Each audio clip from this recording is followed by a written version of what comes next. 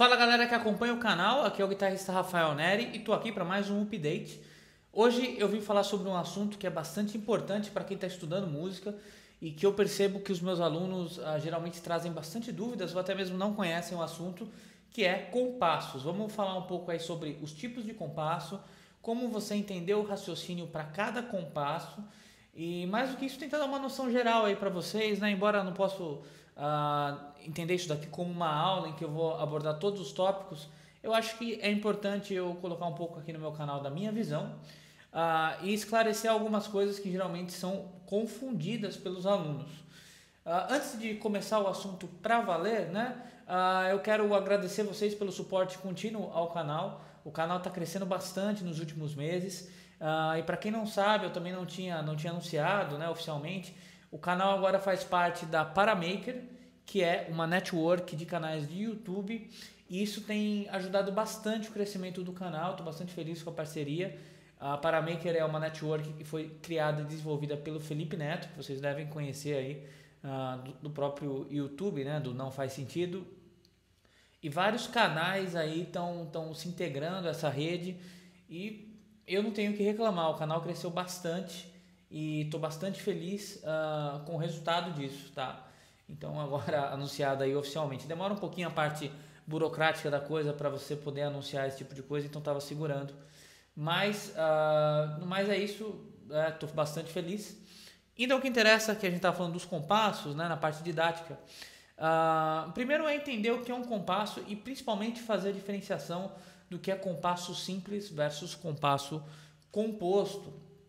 Tá? Essa é uma dúvida bem recorrente dos alunos que começam a estudar esse assunto e também na identificação do compasso de certas músicas.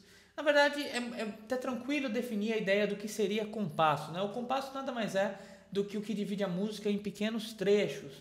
Fazendo uma analogia com uma cidade, por exemplo, entendendo a cidade como uma música, você tem os bairros, que seriam as seções, as ruas, que seriam as frases, e as casas, que seriam ali o elemento correspondente ao compasso. Pequenos trechos, né?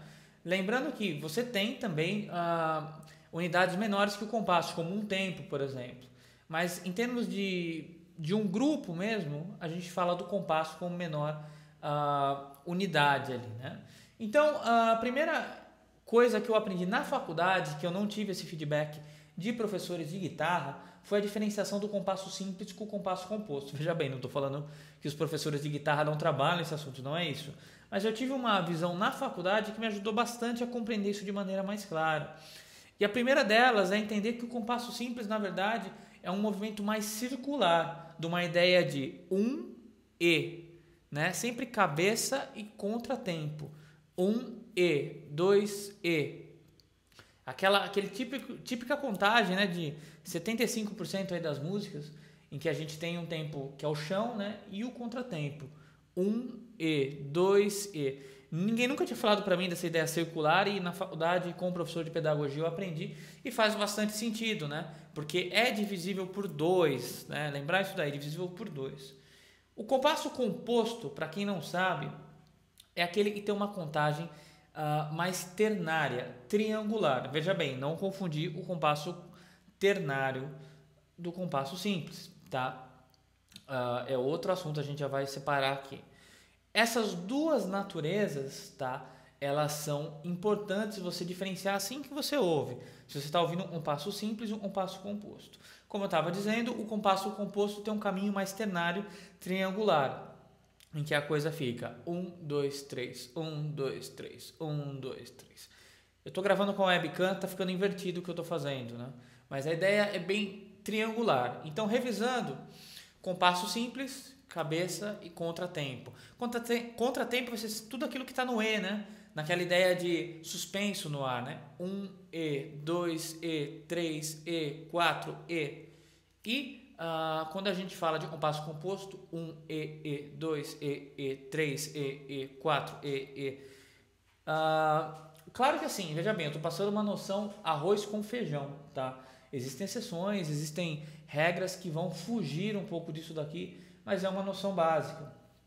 Uma outra coisa também que não fica muito clara é em relação os tipos de compasso simples. Vamos entender o simples primeiro, porque afinal de contas o nome já diz tudo, né? É o início aí da ideia. Lembrando também, existem compassos alternados e mistos, mas não vamos entrar nesses detalhes, pelo menos nesse vídeo. Então, o compasso simples, ele vai ter o binário, o ternário e o quaternário. Binário, como o nome diz, 2 tempos, ternário 3 tempos e quaternário 4 tempos. Lembrando que o binário, a gente vai entender a ideia básica como forte e fraco. 1, 2, 1, 2, 1, 2. Esse 1, essa ideia de chão, que vai marcar o primeiro tempo. Mas lembrando, isso não é regra. Você pegar um samba, por exemplo, é comum você ver um samba em que o acento está no 2, está deslocado. Tá? Até essa é uma crítica que eles fazem com os americanos tocando samba. Falam que a coisa não funciona da maneira que deveria. Então, essa é a ideia básica. 1, 2, 1, 2. O compasso ternário, ele vai ter um raciocínio semelhante, mas vai ser forte, fraco e fraco. Esses tempos que eu estou contando são as pulsações, né? 1, 2, 3, 1, 2, 3. Aí você pode falar para mim, mas esse ternário, ele parece com o compasso composto que eu tinha feito. 1, 2, 3, 1, 2, 3. Sim, só que no compasso ternário, dentro, né, de cada um desses tempos, eu tenho uma divisão circular. 1E, 2E, 3E. Só que se ele for feito muito rápido, pode dar a impressão de 1, 2, 3, 1, 2, 3. Tá? E ele normalmente é feito muito rápido. Então, quando você vê uma música assim, existe até a possibilidade de você escrever das duas formas, dependendo do contexto e da situação ali musical. Tá bom? Então, compasso ternário, 1, 2, 3. 1, 2, 3. Compasso quaternário vai ser 1 forte, o 2 fraco, o 3 meio forte e o 4 fraco. Lembrando, isso daqui não é para ser palma de portão, né? Tipo, qualquer coisa, de qualquer jeito, com qualquer acento. É 1, 2, 3, 4. É um leve acento no terceiro. Porque, afinal de contas, se fosse forte e fraco, nós teríamos 2 binários seguidos, tá ok? Então, revisando, binário, forte, fraco. 1, 2. 1, 2. Ternário, o tempo forte e 2 fracos. 1, 2, 3. Quaternário, um forte, um fraco, um meio forte, um fraco. 1, 2, 3, 4. Ok? Um leve acento no terceiro tempo. Quando a gente pensa no compasso composto, a ideia de se entender não é muito diferente dessa daqui. Só que em vez de você fazer 1, 2, 3, 4, cada um desses tempos ele vai estar divisível por 3. Lembra da ideia do triângulo? Então, 1, 2, 3, 2, 2, 3, 3, 2, 3, 4, 2, 3. Engasei um pouquinho para falar aqui. Mas a ideia é essa, né? 1, 2, 3, 1, 2, 3, 1, 2, 3, 1, 2, 3. Como um 12 por 8 de blues. Tá? Então, é o mesmo raciocínio transposto para uma realidade de 3 tempos. Quando você toca num compasso composto, é legal que você não pense necessariamente um contratempo como a gente tem no simples, que é 1E. Não é divisível por 2, é divisível por 3. Até a troca de elementos entre esses compassos, a tercina, por exemplo, a gente vê no compasso simples, ela é uma quiáltera que vem do compasso composto. E um elemento do compasso simples no composto, tá? A gente vai chamar de quiáltera também. A quiáltera é um elemento estranho naquele compasso, naquela natureza de compasso. E para finalizar, uma outra dúvida eu vejo assim muito recorrente é na fórmula de compasso. Quando você tem os dois números no começo da partitura, o número de cima indica a quantidade de tempos, indiscutivelmente. Se é 2, se é 3, se é 4. Ou se for composto, 6, 9, 12. Tá? Em variações simples aí. Isso é indiscutível. Viu o número lá de cima? Sabe a quantidade de tempos. Se a fórmula mudar durante a música, vai aparecer uma nova fórmula, obviamente, para avisar o leitor que a coisa está mudando. Quando a gente pensa em compasso no número de baixo, né, o número de cima a gente chama de unidade de compasso, o número de baixo a gente vai chamar de unidade de tempo. E esse número de unidade de tempo ele é fundamental e é uma das maiores confusões que existem. Tá? Não sei se eu vou conseguir explicar em detalhes aqui, mas basicamente é o seguinte. O número de baixo ele indica qual figura vale um tempo dentro daquele compasso. As figuras têm esses números de identificação. Né? A semibreve é 1, a mínima é 2, semínima 4, cocheia 8, semicocheia 16, fusa 32 e semifusa 64.